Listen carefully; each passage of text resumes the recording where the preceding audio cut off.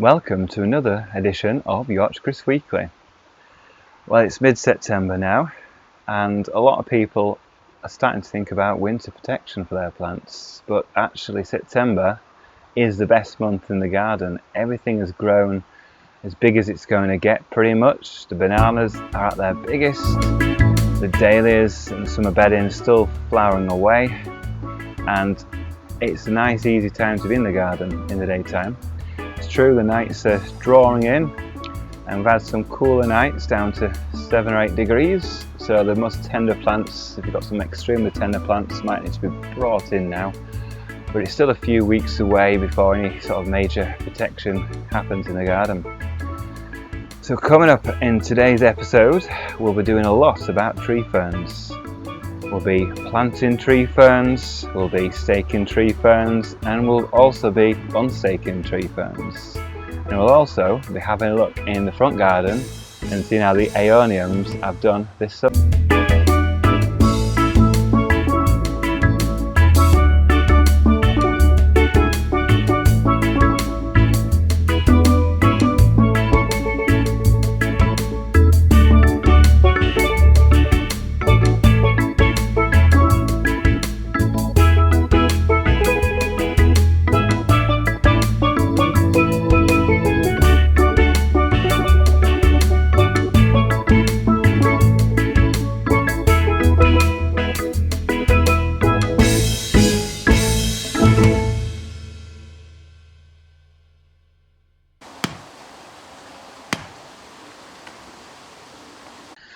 So here we have my new tree fern, which is well over 2 meters tall.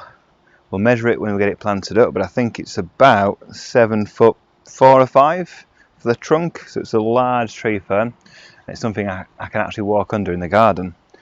I've decided to plant it in this area so it gets the shade and protection from all the bamboos and conifers behind it, so it doesn't get too much wind. It will get quite a lot of sun in summer when it comes over the house and round this way, but from middle of the afternoon it'll be in mostly shade on this side. What I'm going to do is plant it quite near the edge of the path, and I've dug over the ground. It's all fresh compost, which is ericaceous compost, and I've mixed that with the topsoil here, and I've dug out just a small area. It's gone down about 6 inches from the top of this post here. And what I've done already is I've hammered in this stake, and that is to give me a place where I can put the tree fern against, and then we'll probably put another stake in, and then we'll tie the tree fern to the stakes. Because I'm not going to bury this really far down. Some people like to bury it sort of like a quarter depth. Well, I'll be losing about 2 foot if I did that, which I don't want to do. The roots, remember, of tree ferns come out the base and throughout the sides as well, down to the ground. So this will eventually root in this full area. So anyway, let me try to get this upright and we'll put it in this planting hole. Right, let's get this up. Oh, it's heavy. It's been watered, it's been rained on, and it weighs a lot. So as you can see, it's pretty big. And I need to move that into position, so I need to do a bit of a bear hug.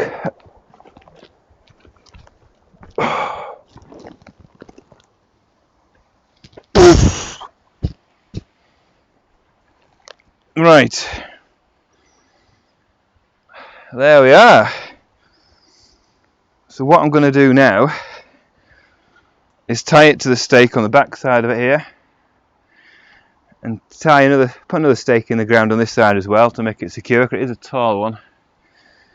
And if you come close and have a look at the base of it, it's not going in too far, but what I'm going to do is I'm going to put the soil right round it and do a mound around the base for added stability and extra area for the roots to get into the soil.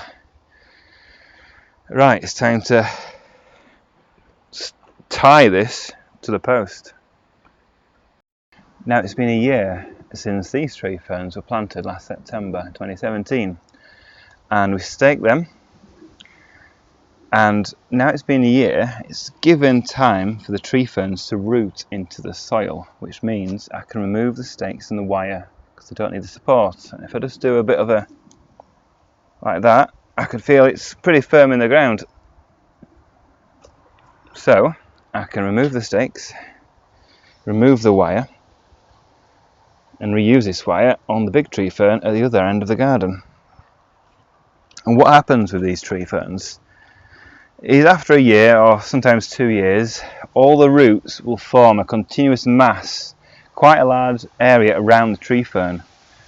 So if you want to plant some plants around the tree ferns, you need to get them in within a year or two before the roots completely cover the area, and then it's really impossible to dig through them to plant anything else. So now it's been a year. Like I said, this is fine to unwrap, unravel, and this tree fern will stand up on its own without these stakes. So let's take that off. Remove the stakes like so. That's one.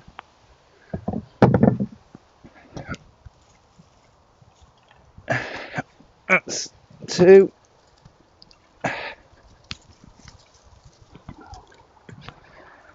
And now the tree fern looks a lot better without those stakes around it, and you can see it's nice and solid in the ground. So really pleased with that. Right, now it's time to use this to wrap around the big tree fern in the other part of the garden.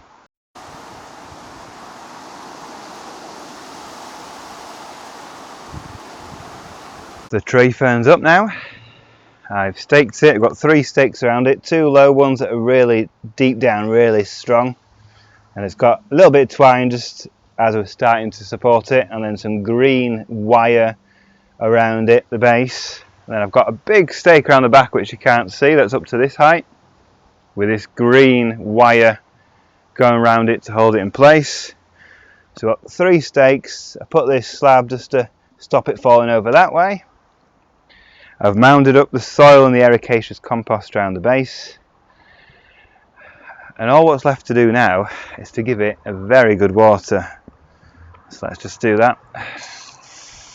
When I say a very good water, I'm going to water this for 5 minutes. I want it absolutely saturated all the way around. I'm going to walk all the way around, water every side of it because it's still very dry. I'm going to get right up to the top. I'm going to water the crown, and as you can see the leaves don't look that good because it's not been in the ground for a year, probably this. So it needs all the help you can get, all the water.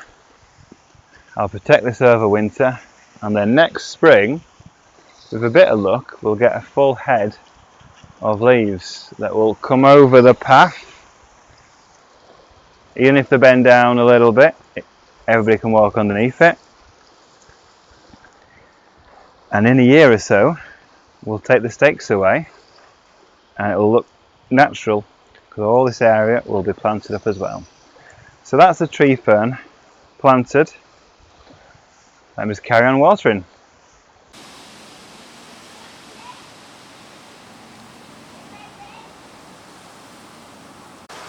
Just thought I'd show you these Eucomis. These are Eucomis paulivensiae, and look at the size of them. Huge strappy leaves, really fleshy, and then these really tall flower spikes at probably about 80 centimetres, 90 centimetres tall.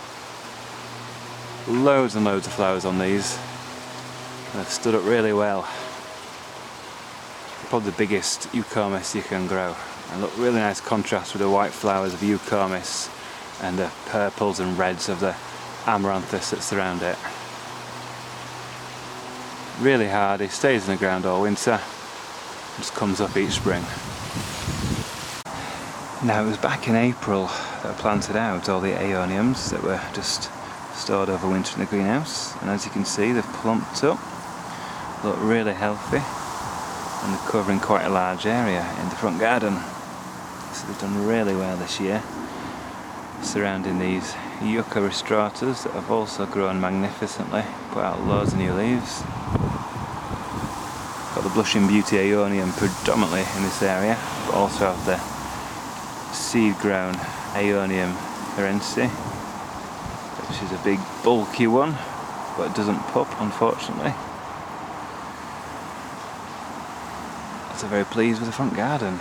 Behind it you've got the jubea that's grown, and also the Canary Island date palm, which didn't do anything last year. It's planted last spring, didn't grow one leaf, didn't move at all, but this year, thankfully this summer, you can see the middle growth is done really well and pushed out about 4 new leaves. So that's the front garden.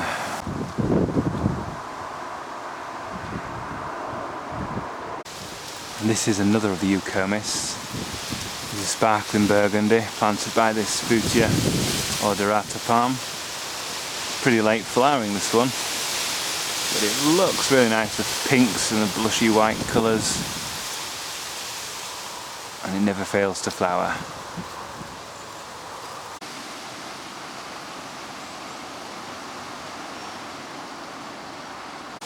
Thanks for watching this week's edition of Yorkshire Kris Weekly. Join me next week, I'll be doing more jobs in the garden.